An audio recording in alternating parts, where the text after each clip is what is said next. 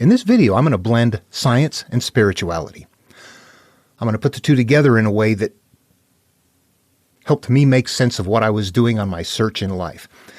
And for seekers, I'm going to tell you that there is a certain kind of seeker. There's a certain kind of brain pattern or something that is going to be different than a lot of people. A lot of people, when they seek, they're looking what the world has to offer. And when they find a group that has some belief system that they like, they tend to gravitate towards that. That's average seeking. There is a special seeking that goes on when people of a different kind of brain type says, how do you know? How does your group know? How does your group know? And when I go explore everybody's group, I find so many similarities between them that I wonder, why would I join one? I'm also an introvert, which makes it so that I don't want to join a group. I want to stand back from the group. So I've got some things going on in my mind that kind of make you naturally in a position to be a little bit different.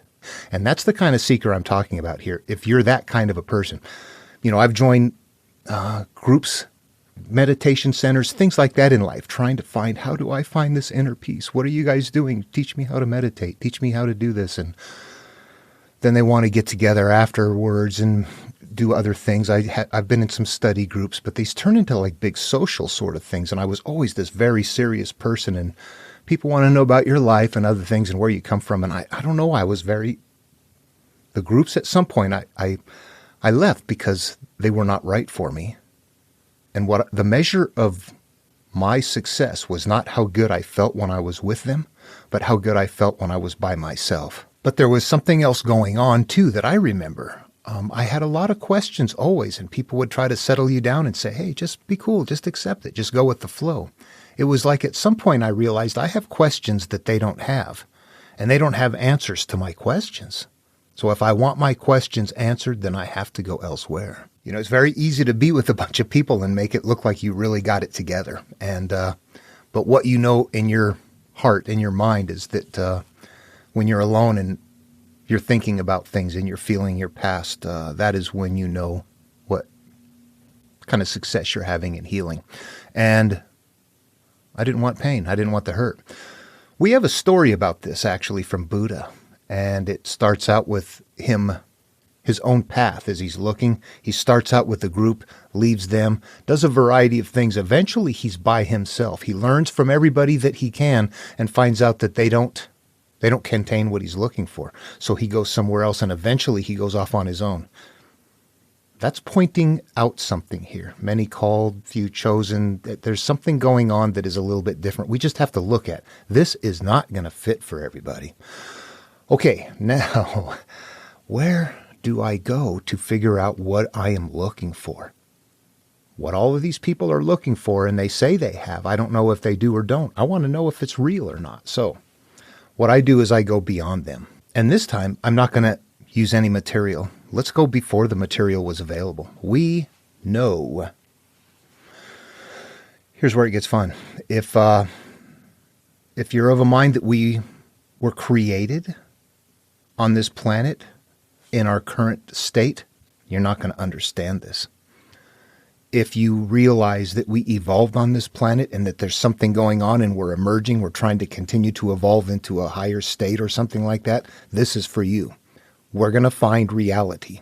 If it would be helpful to think that in the beginning God created evolution, I'm going to recommend to start there at least.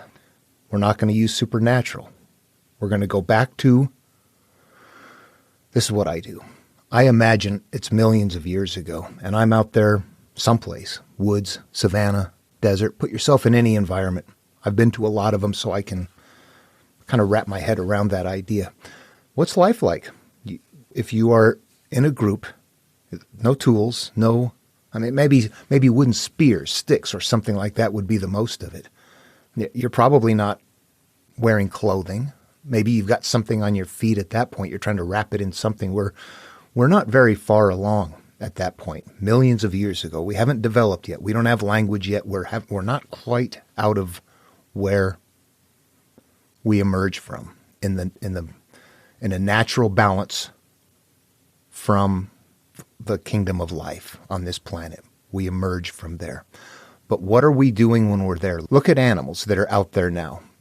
Go look at videos if you want to. There's some these are natural videos that are horrific to watch. Watching animals catch other animals, rip them apart, and eat them. That's life.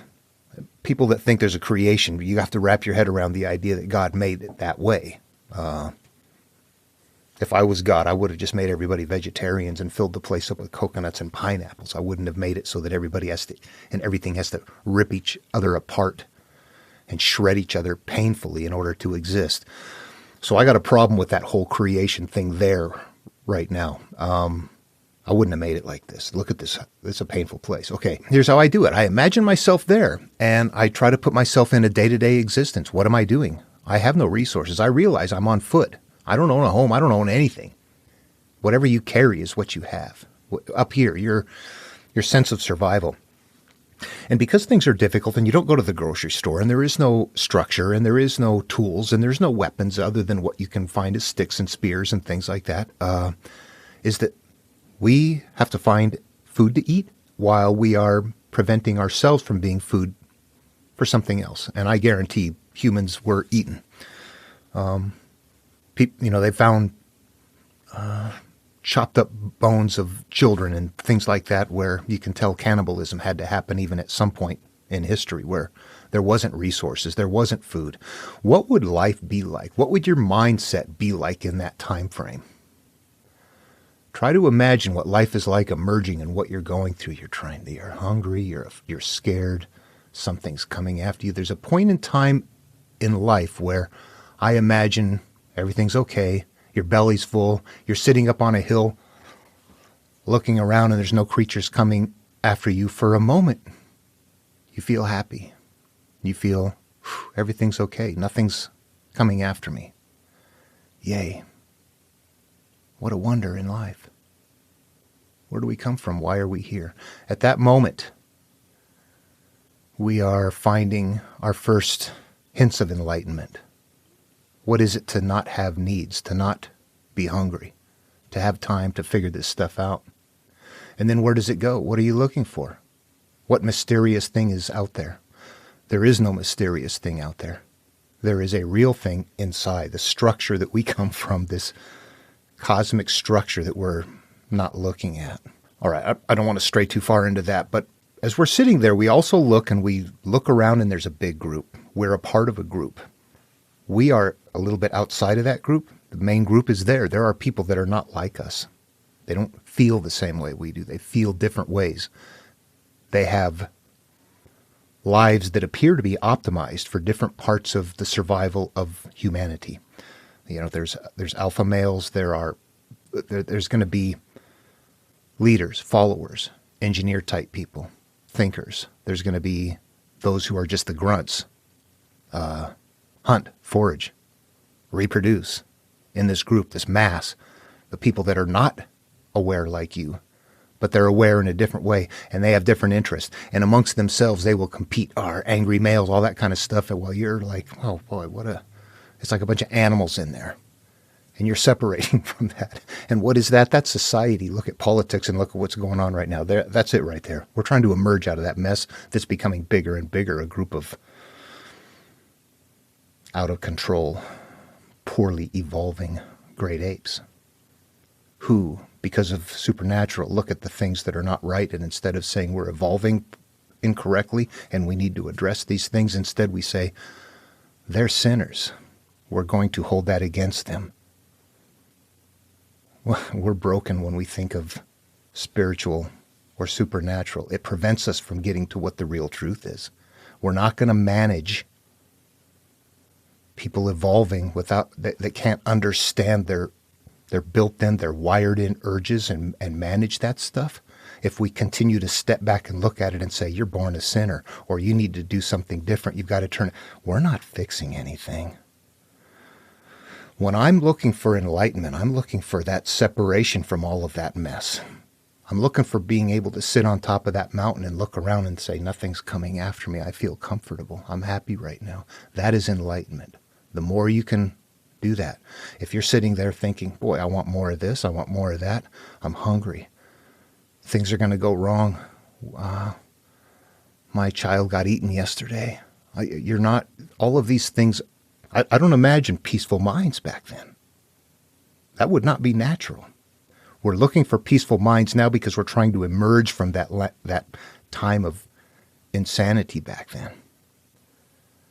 And that joining groups puts you into the groups that are doing those certain things. But if you're the one that's on the path that's not going to be in the group, it's going to be different. You're marching with the material in your mind. And you're even listening to me going, okay, that's a data point. Yeah. Don't follow anybody but your own. Judge not, but judge righteous judgment. Don't judge anything that happens except judge the difference between what is right and what is fantasy. Judge righteous judgment. When you seek, don't judge what you find, but judge the difference between real and want, wish and true. And that's the problem, because true often flies in the face of wish. Anyway, okay, that was that part right there. What am I looking for? I'm not looking for what anybody else tells me. We have to find our own mental state that we're looking for and how that works and why it works and why it doesn't work when it doesn't, where we're coming from, what motivates and what drives us. That's how we change and interact with it. If we're just looking at the final result and saying, that's bad, that's sinful, that's okay, that's not okay, we're not seeing that there's an energy mechanism in action that is a flow that is making that happen before it happens. The physical world is the final manifestation of the energy that's making it occur. When we're dealing with the physical world, we're dealing with the past. When you're dealing with an instance that just happened and you're interacting with somebody, you might have to, stop some harm or something, pull back or something like that. But if you're constantly living life thinking that what just happened is the real issue, not realizing that there's energies behind it, it's almost as if in my mind, it almost seems like I'm moving forward while looking backwards. If you're facing all the things that are the physical things that have happened, you're not seeing that the stuff that is in motion right now is going to be happening tomorrow. You can kind of see the future by seeing the past. Does that make sense? You get there by just letting go of our attachments to the things that we have, and that your seeking is going to be different than somebody else's seeking.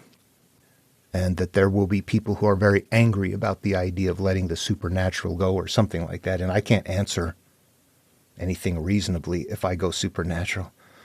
Yeah, they're sinners, they're this, they're that. People are born a certain way. People are born with their sexual preferences. They're born with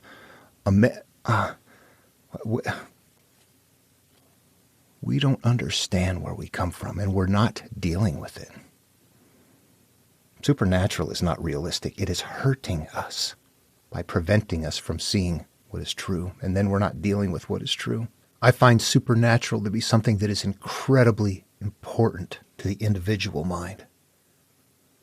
But if you step outside of that and get out and look at all of humanity overall and what is happening and how we're managing that and how we believe, the belief in supernatural is actually permitting us to conduct ourselves in such a way that kind of ignores the greater humanity. So our personal feelings of wanting to live, we've put them ahead of the group called humanity. Okay, having established that, I want to address a couple of things that somebody was talking to me about. And one of them had to do with gluttony or overfeeding senses or spiritually or life world, that kind of stuff. Gluttony is something we don't do in the physical world because there's a problem with it, right? People do it, but it's considered a bad thing. What would gluttony have come from? Probably this desire always. Humans, you desire food. You're always looking for food. You're always looking to eat. There's going to be some people that can't manage that probably, and they're going to be gluttonous. That is a part of. Yeah. Is it a sin? It's probably natural, and it needs to be recognized as natural to be managed. There would also be an association with that, if you think about it, that if you're evolving and there's no food, you're going to feel desperate. You're going to feel a lot of things that are not okay. And when you have food and there is plenty, you're going to feel very joyous. So we're going to associate, from an evolutionary standpoint, food making us happy. There was a comment specifically made that someone had mentioned that take care of your body, your mind will follow. And they actually go kind of hand in hand. However, usually what people are doing in the physical world is a product of all of the things that are held up here. And, to be honest, not everything is going to work for everybody. You might be doing things harmful to yourself physically because of something emotional that has to be taken care of. And you can say, I'm going to quit doing those harmful physical things to take care of my mind. And you force yourself to quit. You overcome it. You work against it. You put out energy to fight what is in there. And the idea then that this should come online with it. And I actually don't agree with that. This is the starting point for everything. As within, so without. That having been said, we need to be active. We're not anymore. We evolved being active. And we evolved not eating 3 meals a day. It is unhealthy for us to be inactive and to eat so much. Something called autophagy, where when you're hungry, your old and damaged cells get consumed. They get converted into energy, and your body consumes them. But when we're constantly feeding ourselves, that doesn't happen. And when we're not exercising, exercising does make us feel better, but we have to make sure that what we have in our mind is cleared out, the experiences that we have that we've accumulated that are hurtful, number one, and number two, understanding that we have to manage our primal urges. I know from personal life experience that the times that I have been periods of times in my life where I have, for whatever reason, not been very physically active. I put on weight and got very sluggish and didn't feel so good. The times where I was more energetic, where I'm a pretty physically active individual anyway. A lot of bike riding and climbing and hiking and things like that. But when I'm not in good shape, I feel pretty lethargic. When I'm physically fit and it takes a little bit to get there, boy, I bounce around. I feel good. I feel mentally sharp. Having a little bit of hunger makes me feel mentally sharp. Eating till I'm full makes me want to take a nap. Yeah. Look at what makes us feel good. When we operate best is when we're a little bit hungry and physically fit. Absolutely. All right, straight up. We got a couple of things going on. First of all, we're animals. Everybody has urges, sex drives. They have the desire to eat, the desire to compete, the desire to control. These are normal parts of life. And if you are a theist who has these kind of issues, where do they come from? Are you a sinner or are you acting out something that is natural? If you're acting out something that is natural, I'm going to suggest that it's easier to manage than to say, I am a sinner, I'm doing bad. I can't resolve myself. We're killing ourselves. We're hurting ourselves. We're destroying ourselves thinking we're sinning. We're not sinning. We're evolving. And we come from a hurtful place and we need to move into somewhere else and we're not making it. The groups are still hurting each other. There's just more of them and they got different excuses. The belief in supernatural prevents the understanding of the natural. And the natural is what needs to be looked at. See why I struggle with it. And that's not going to make sense to people who can't let go of that. Yeah, well, if you let go of it, it will make sense. I look for what is real, not what makes me feel good. Although I want to feel good. But when you find what's real, you go, nobody should feel good. We got some problems. And dealing with them in a way of sin and all that kind of stuff, we got to drop that. People tell you what enlightenment is and they go to their center and do it. Yeah, learn from them and be ready to move on. They found what works for them or their tribe. The people that find this individually, that come up on our own, we don't really belong in groups. We're trying to hook up here, but by the very nature of our personality, we don't. These are variations in human brain type architecture that seem like they would be very necessary components of emerging from a place where we need to rise above what is going on. We need to compete. There's not enough resources. We've got to kill each other off. Survival of the fittest. You don't have very many resources. Somebody comes into your valley, you got to get rid of them or you're going to die. Here we are, thousands of years later, doing the same thing.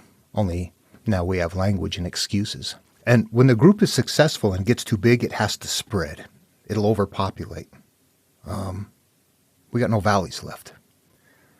We're not fixing humanity. In that group, yeah, the people that are angry, the alpha males, the people like that were mentioned in a message, the people that are very, those angry kind of males like that. What are they? They're the grunts. They're the grunts of that group. What do they want? They want to be the cock of the walk. They want to be DNA. What's inside of them wants them to be the one that, if you were to observe how the functionality of a big gorilla or chimpanzee or monkey group works, we have to understand that we have that in us. We've got more, but we have what they have and then some. But we have what they have. What's the difference now? It's no longer in balance. It's allowed to come apart. There's too many alphas. Everybody wants to win. Everybody's competing. This is a core level thing that is hurting all of humanity while people are very focused on my happiness. All right, I brought some bigger picture things into it right there. But the idea is to try to understand humanity and what is acting out and why. And being able to understand that when people are doing things, that there's something that's driving that. And it's not just life experiences. So what happens? We emerge from that group, and what does that group do? The group does all kinds of things growing up. They play with each other in adolescence. They do normal, natural things, and we still do that today. Only today, now it's a sin. Now we hate each other for it. Now we create laws because of our own fears and shame. And we're not dealing with the issue that is emerging, that is going to continue to emerge. And we're going to continue to treat it like people are choosing to be bad. We're morons. We should not be so proud of ourselves. When I seek my answers, I seek with that stuff in mind. And I seek with the idea in mind that everybody out there that is happy and has the best answers in the world don't see reality. They're happy. They see that. Globally, something is different. On a cosmic scale, there's something happening that we are inside of, that we're not seeing the big scale. And, well, anyway. Okay, I'm working with somebody now that I recognize some mental patterns in them that I see where they are, and I wanted them to have this right here. So this video is for them and for anybody else who is interested in this. Overindulgence, by the way, is taught as an issue. And I'm going to jump into the Tao Te Ching, verse 12 for a second. Colors blind the eye. Sounds deafen the ear. Flavors numb the taste. Thoughts weaken the mind. Desires wither the heart. This is overindulgence. We like things. We want stuff. That was good. It was so good. I want more of it. Let me double it up, triple it up. I'm used to it. I need more. I need more. We keep going for things until pretty soon we can't be satiated. We can't relax and go, that was so good. I'm going to wait another week and then have another special moment, or whatever. We desire. And in the doing of that, we end up not being happy because we're living in a state of desire, of not having enough. Let's examine that for a second, though. This is kind of a more advanced part of the teaching. But when we don't have anything, we desire. And that hurts us. When you have things, but you find a way to still desire, it's going to hurt you in the same way, simply at a different level, a different set point. We adjust. And that has to do with sounds, colors, thoughts, all of those things that we overindulge in. So that is where that comes into play. All of it is definitely an issue. The master observes the world, but trusts his inner vision. He allows things to come and go. His heart is open as the sky. Anyway, yeah, okay. I just wanted to say that as far as overindulgence, that, you can, there are people who want, that are very addicted to more, excitement, thrills, something. We're very prone to addictions. We definitely are. I definitely am too. So, we have to watch those because they will rule us if we let them. I'm still working on the Enuma Elish and showing how that is going to contain that nested pattern and then move that into probably a Greek myth and then into Genesis. So I'm working on that project, but I wanted to address this. People are working through and thinking through this and thinking, what am I seeking? What am I seeking? Think it through. Go all the way back. What would make you happy as something that is emerging and becoming aware of itself and wondering about life? Where are we headed? We have to get outside of mainstream to find what is really there. Nikola Tesla. If you want to know the secrets of the universe, think in terms of energy, frequency, and vibration. So somehow we emerge from whatever the structure of the cosmos is. And how that happens, I don't know. I don't. But here we are. So we do know that it happened. Here we are. We're living life, we're experiencing life, and wondering how to make life better. What do we do when we emerge? We desire to live, and we have fear of death. We fear death, and we want to go somewhere else. We want to move on. We want to survive. And as we grow and develop, we invent ways to make us feel like that's going to happen. And in doing so, we lose track of where we came from and that we're somehow supposed to be emerging and evolving still. And we stop along the way and we don't see the big picture of humanity, what we're doing here. We assign ourselves so much importance that we don't manage ourselves properly. Humanity's got a big ego. You want some more to listen to? You know who I really closely align with is J. Krishnamurti. Very no nonsense. I just saw one the other day that he's like, you can heal slowly or you can heal quickly. But if you heal slowly, you're adding to. I'm about that. It's like, oh, wait a minute. Look at this. If we stay locked into our emotional state, it's hard to see it. We have to be able to get outside of our emotions. I have incredibly intense emotions, and I wear them on my sleeve. But I can step outside of them and go, okay, go ahead and have the experience. Go ahead and feel it. I'm okay with that. I think if we get there, that's okay. But you're going to find that there are not a lot of people on board with this in the greater scheme of things. And this is the truth. People will live their lives more interested in something that is fantastical. And that just seems to be human nature. We want to believe, we want to live, we don't want to die.